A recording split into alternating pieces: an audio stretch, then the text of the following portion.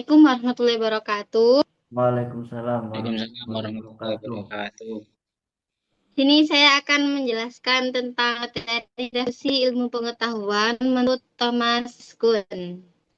Oke, next.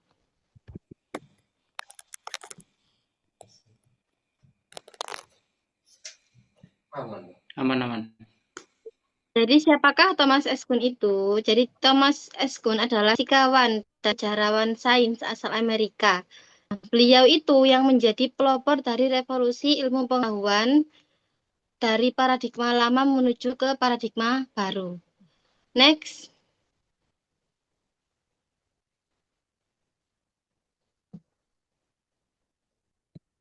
Selanjutnya, pembahasan selanjutnya yaitu ilmu normal dan paradigma.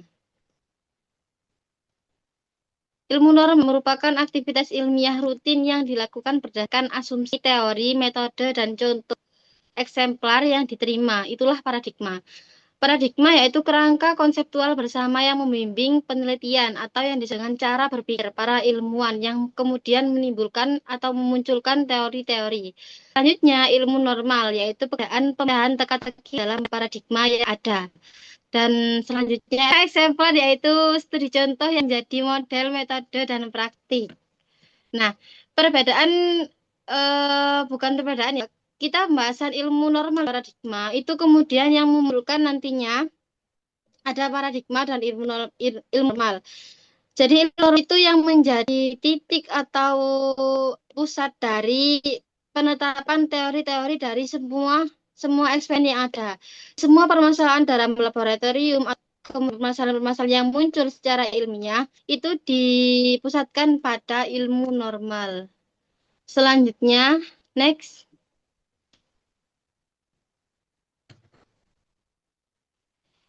Selanjutnya yaitu akumulasi anomali dan krisis. Sebelumnya kita membahas anomali dulu.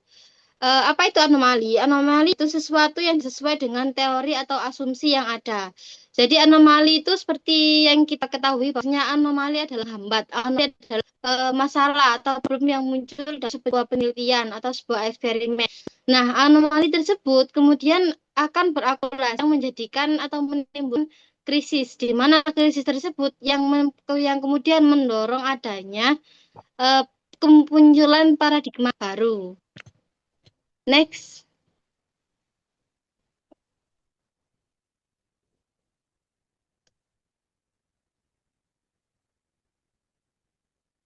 Apa itu revolusi ilmiah menurut Kuhn?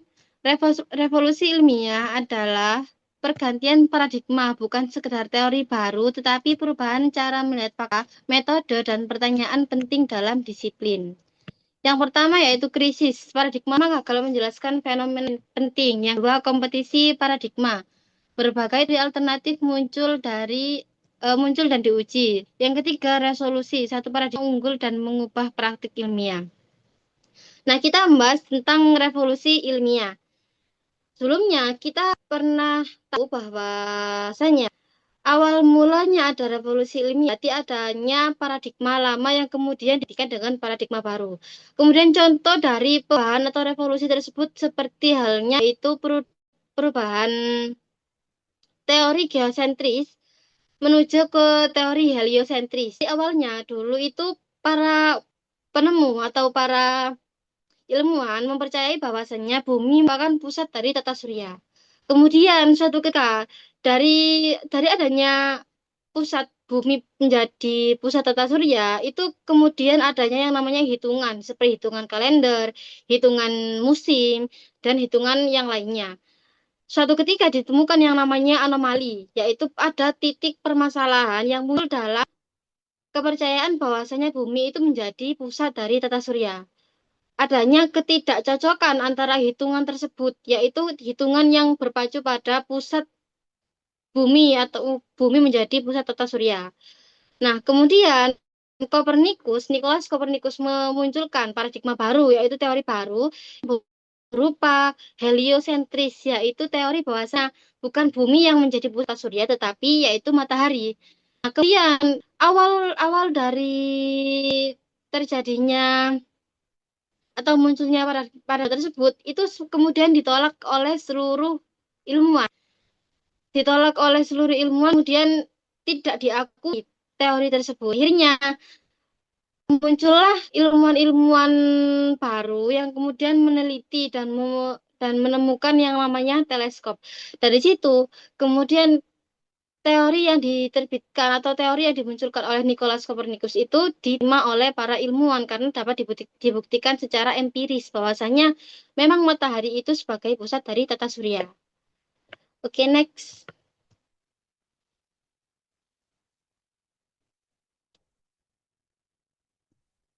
Nah, ini seperti yang saya ceritakan tadi, kita mengetahui bahwasanya memang matahari sebagai pusat dari tata surya yaitu dari penglihatan teleskop yang awalnya ditemukan oleh salah satu ilmuwan dan didukung oleh Galileo Galilei yaitu ilmuwan setelahnya Copernicus. Di situ dia mendukung teori heliosentris bahwasanya memang matahari sebagai pusat tata surya. Next.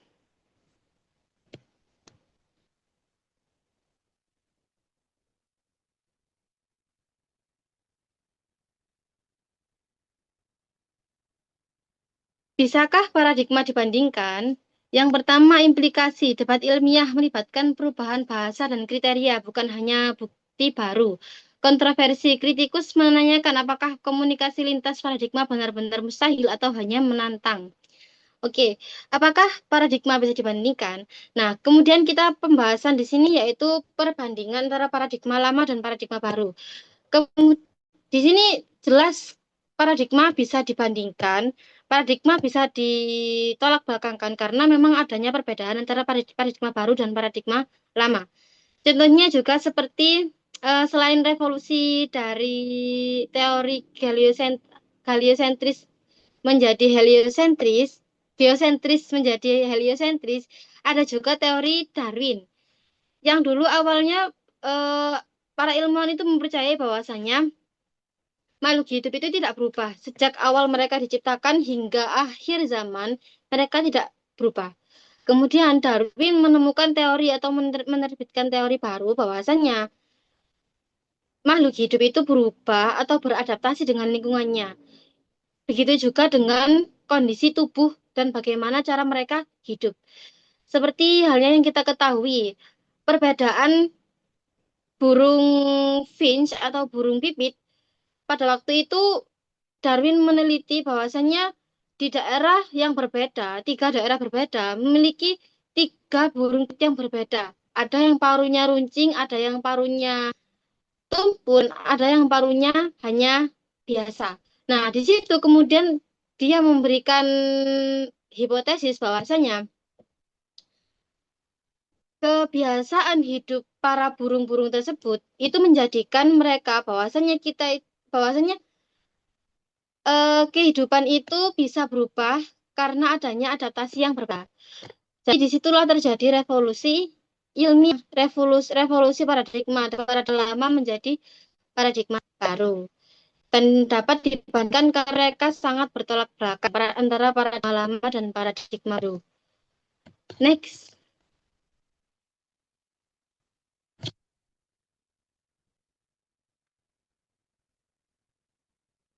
Kritik dan debat terhadap Kuhn. Seperti yang saya ceritakan tadi, awalnya apapun dikemukakan oleh Thomas Kuhn bahwasanya memang paradigma atau cara berpikir atau revolusi ilmiah, revolusi teori itu banyak ditolak oleh para ilmuwan pada zaman itu. Karena memang menurut mereka itu tidak sesuai dengan ilmu normal, tidak sesuai dengan teori yang ada. Begitu. Jadi banyak kritik, banyak juga perdebatan membahas tentang teori-teori yang dikemukakan oleh Thomas Kuhn. Next.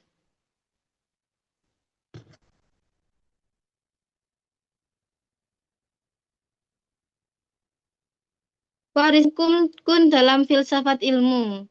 Yang pertama, studi ilmiah sebagai praktek sosial. Yang kedua, fokus pada perubahan fundamental. Yang ketiga, memperkaya wacana filosofis. Dari warisan Kuhn dalam filsafat ilmu tersebut menunjukkan bahwasanya kita bisa mengubah atau teori bisa berubah dengan adanya eksperimen atau adanya praktek secara ilmiah yang kemudian bisa dibuktikan secara empiris. Nah, perubahan tersebut bersifat dinamis ya, bukan bersifat statis. Selanjutnya fokus pada perubahan fundamental. Jadi semua perubahan itu bisa terjadi bukan hanya menetap di satu titik, tetapi adanya perubahan yang kemudian muncul teori-teori baru yang sifatnya memang dinamis, yang sesuai dengan kembangan zaman pada masa sekarang. Selanjutnya memperkaya wacana filosofis. Karena Thomas Kuhn itu tokoh filsafat ya. Beliau berbicara secara rasional, secara apa adanya. Bahwasanya yang terjadi memang seperti ini. Tidak ada satu harus bisa dibuktikan secara empiris, secara ilmiah, tidak dibuktikan dengan mengada, tetapi memang ada bukti yang nyata. Next.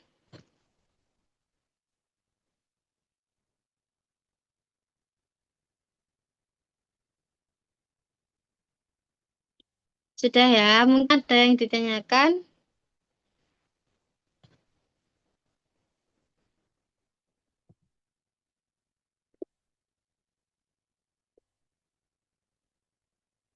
Wes. Sedikit mau menanyakan terhadap presentator. Yang ingin kami tanyakan adalah tadi sudah disebutkan bahwa paradigma baru atau paradigma lama itu bisa bisa diterima ketika memang ada tendensi yang kuat, baik itu dari paradigma lama atau paradigma baru gitu ya. Kira-kira adakah batasan yang spesifik mengenai suatu paradigma atau pandangan itu bisa diterima dan bisa mengalahkan paradigma yang sudah lama gitu ya, mungkin gitu. Oke, baik ya. Pertanyaannya saya terima.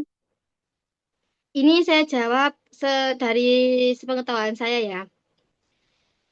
Jadi paradigma baru itu bisa mengalahkan paradigma lama. Itu tidak ada batasan yang spesifik. Karena gini, paradigma lama itu anggapannya atau paradigma kuno ya, teori kuno. Yang di situ memang awalnya paradigma tersebut dikalahkan oleh paradigma lama itu karena adanya penemuan bukti empiris yang ada dalam paradigma baru. Adanya teori baru yang memang bisa dibuktikan dengan sebenar-benarnya bukti. Karena pada paradigma lama adanya muncul yang namanya anomali. Anomali tersebut kemudian berakumulasi sehingga yaitu yang menjadikan dia tidak kuat lagi dijadikan paradigma lama kemudian dan digantikan dengan paradigma baru. Contohnya seperti tadi, yaitu teori geosentris dan heliosentris. Kan paradigma lama yaitu seperti teori geosentris bahwasanya bumi itu menjadi pusat tata surya. Kemudian digantikan dengan paradigma baru, heliosentris. Kenapa kok pada akhirnya diterima heliosentris tersebut? Karena memang bisa dibuktikan dengan empiris bahwasanya memang matahari yaitu sebagai pusat tata surya.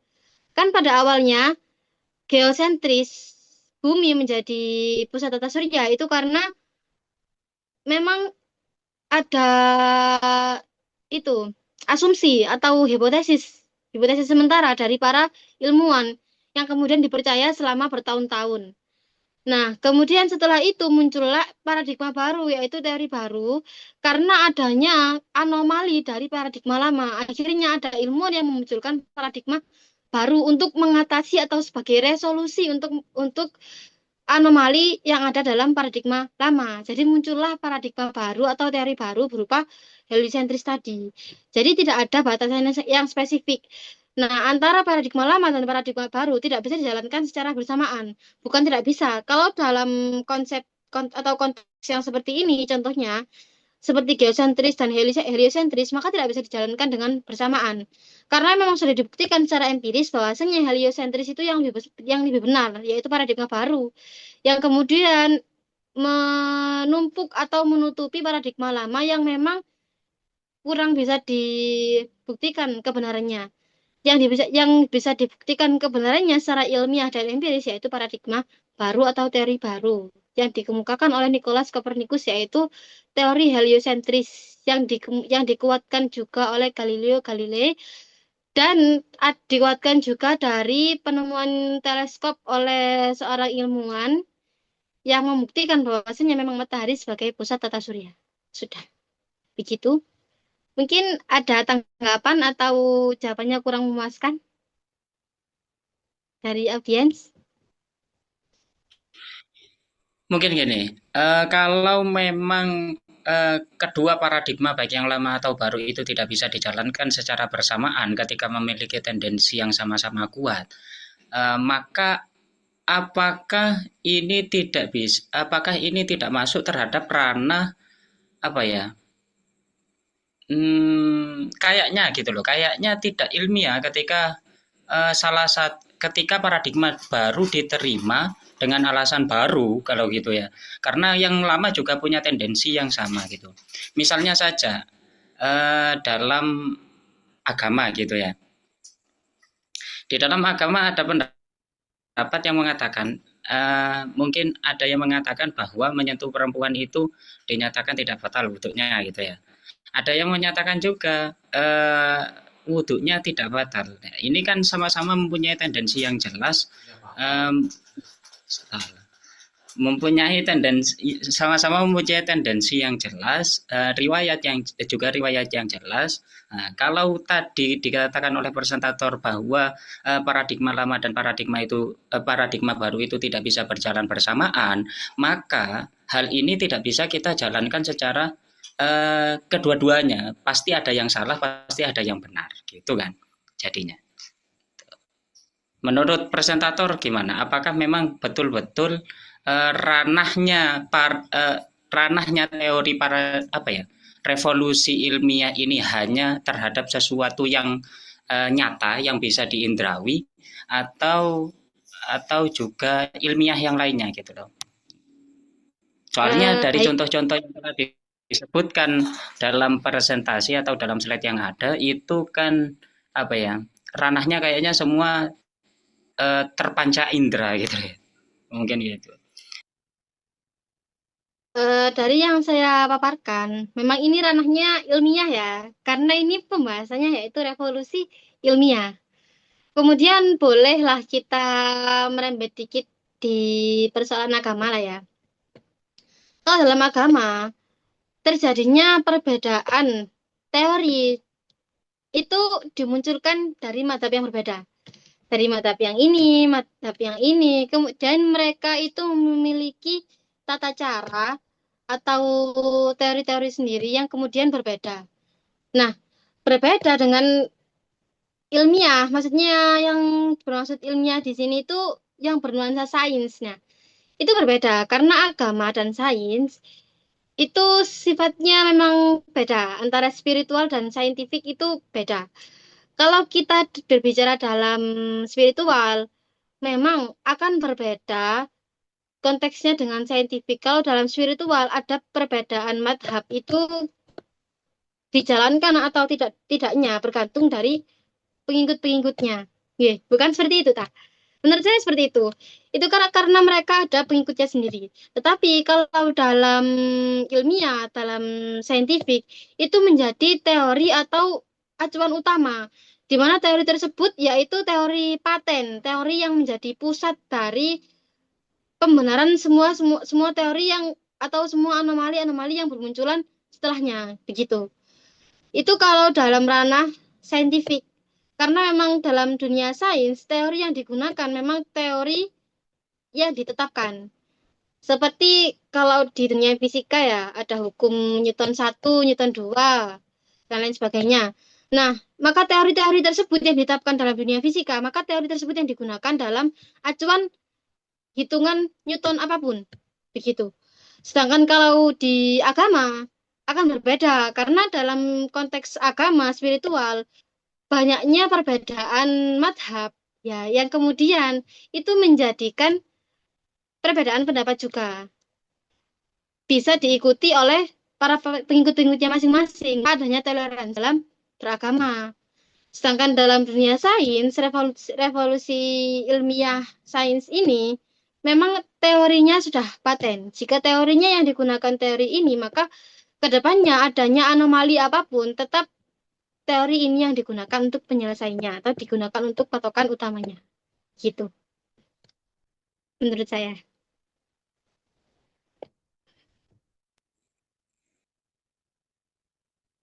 Ya mungkin bisa dilanjut dari audionya yang lain mungkin. Ya, mungkin ada pertanyaan yang kedua dari audiens Rizky Hidayatullah. Silakan. Oke ya, karena tidak ada penanya selanjutnya, kita cukupkan materi pada malam hari ini. Terima kasih karena sudah mendengarkan materi saya dengan baik. Terima kasih juga karena sudah berpartisipasi dan bertanya dengan baik. Terima kasih kepada audiens saya, yaitu Ahmad Nafais dan Rizky Hidayatullah. Sebagai mahasiswa Universitas Siddhartha dan Institut Agama Islam alias ini, terima kasih banyak. Cukup sekian yang saya sampaikan. Mohon maaf apabila ada kekurangan. Wassalamualaikum warahmatullahi wabarakatuh. Waalaikumsalam warahmatullahi wabarakatuh. Waalaikumsalam warahmatullahi wabarakatuh.